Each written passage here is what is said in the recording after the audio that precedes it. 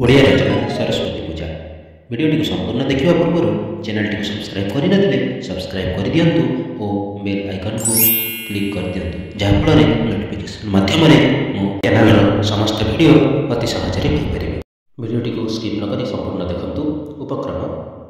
उपक्रम सरस्वती को आम विद्यादात्री भाव में पूजा कर सी होती विद्यार भंडार कंठदायिनी। प्रतिवर्ष माघ मास शुक्ल पक्ष पंचमी तिथि सरस्वती पूजा अनुष्ठित हुए। यह कहीं श्रीपंचमी व बसंत पंचमी बोली कहते। शिक्षानुष्ठान आरंभ कर विभिन्न सरकारी और बेसरकारी कार्यालय देवी सरस्वती पूजा आडंबर सहकारी कर वर्णना सरस्वती पूजा प्राचीन काल हो आसुथिबा एक महान पर्व।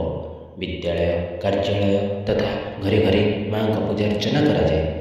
पूजा पूर्व विद्यालय हता और चारिपाख सफा करा जाए।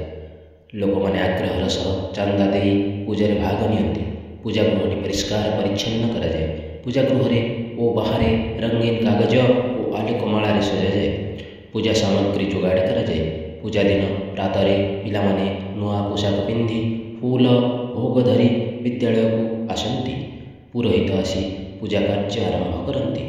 देवी शुभ वस्तु और पुस्तकमाल मंडित होता।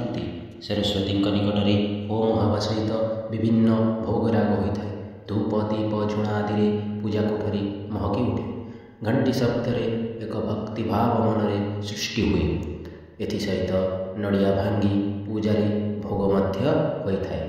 पूजा शेष देवी उद्देश्य पुष्पांजलि समर्पण कर छात्र छात्री शिक्षक प्रभृति मंत्र उच्चारण करती।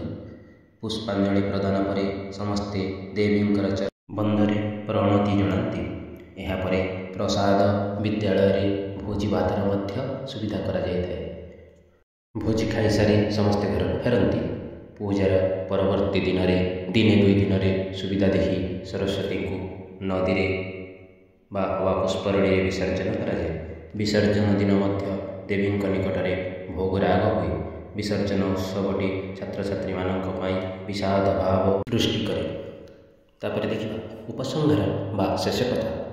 सरस्वती विद्यादात्री और ज्ञान प्रदायिनी।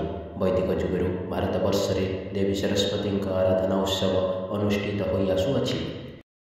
ओ विद्यालाभ असंभव। अतएव सकल क्षेत्र में सफलता पाई और विद्यार्जन में यशस्वी होगा छात्रकूल विद्यादात्री जननी सरस्वती पादपद्म मन प्राण अर्पण करने उचित।